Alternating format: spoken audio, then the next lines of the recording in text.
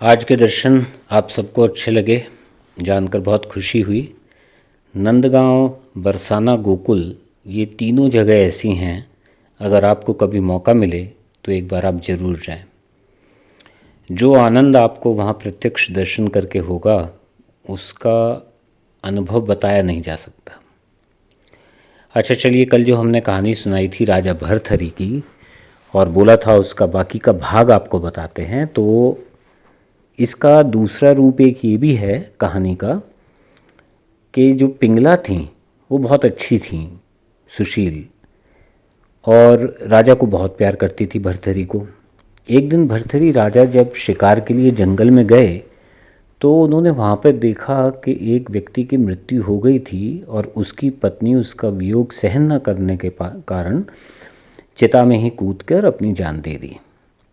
यह देखकर उनको भर्तहरि जी को बड़ा विस्मय हुआ कि इतना प्रेम भी किसी का हो सकता है। जब वो राजधानी लौटे तो उन्होंने पिंगला को ये बात बताई और पिंगला से कहा कि क्या इतना प्रेम भी हो सकता है। पिंगला ने कहा, महाराज, वो स्त्री तो अपने पति को मरण देखकर दुखी होकर अपने प्राण त्याग दी थी, मैं तो आपके मरने की खबर सुनकर ही मर जाऊंगी। राजा को मन में विश्वास नहीं हुआ। उन्होंने कहा चलो किसी दिन परीक्षा लेंगे। तो एक बार वो जब फिर शिकार पे गए तो उन्होंने झूठी खबर भेजी कि भाई ऐसे ऐसे राजा का मरण हो गया है। और जैसे ही ये न्यूज़ पिंगला ने सुनी तो उसी क्षण अपने प्राण त्याग दिए। राजा को जब ये पता लगा तो वो अत्यंत दुखी हुए, वापस लौटे राजधानी में और अपने आप को इस चीज़ का दोषी मानने लगे।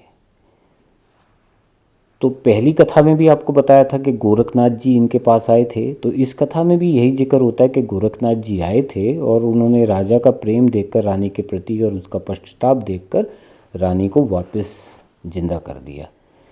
तो यानी कि इस कहानी का अंत जो है वो सुखद है। तो पास्ट से अगर देखें तो कई तरह के किस्से कहानी होते हैं जो समय के साथ साथ और देश बदलने के साथ साथ भी बदलते जाते हैं।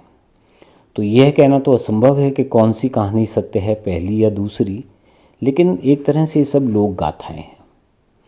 और गोरखनाथ जी का जैसे जिक्र हुआ है तो नाथ संप्रदाय 9वीं से 10वीं शताब्दी के अंदर आया था और इस संप्रदाय से जुड़े लोगों को योगी कहते थे, जोगी।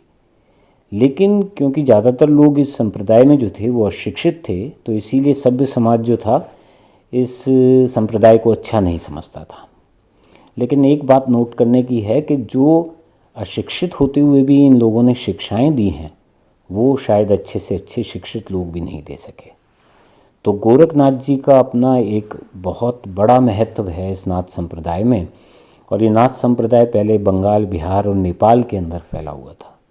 तो इसीलिए अभी भी देखें जो गोरखनाथ जी का मंदिर, जहाँ पर हमारे उत्तर प्रदेश के मुख्यमंत्री योगी आदित्यनाथ जी भी सेवा करते आए हैं, वो गोरखपुर में है। तो इसी एरिए के अंदर है, आप देखें बंगाल, बिहार, यानी बिहार से लगता हुआ यूपी। तो धीरे धीरे ऐसे करके नाथ संप्रदाय बाकी जगह भी फैला था, जैसे छत्तीसगढ़ में भी। तो उम्मीद है आपको ये कहानी और इससे जुड़े किस्से पसंद आए होंगे।